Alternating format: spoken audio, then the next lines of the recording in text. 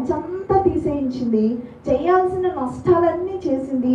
But still యోబు యెహోవా ఇచ్చెను, యెహోవా తీసుకొని అనేసరికి మొహం మార్చుకుని ఏడ్చుకుంటూ వెనక్కి వెళ్ళింది. కాబట్టి దానివన్నీ టెంపరీ పెయిన్సే, దానివన్నీ టెంపరీ పనులే.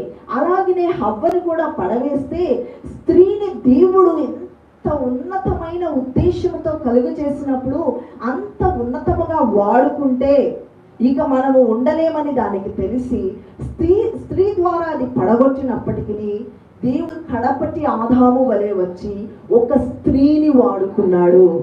హల్లెలూయా. ఎలాగా? ఆయన పుట్టుకతో మరియను, ఆయన పునరుద్ధానముతో మగ్దలేని మరియను వాడుకున్నాడు. హల్లెలూయా.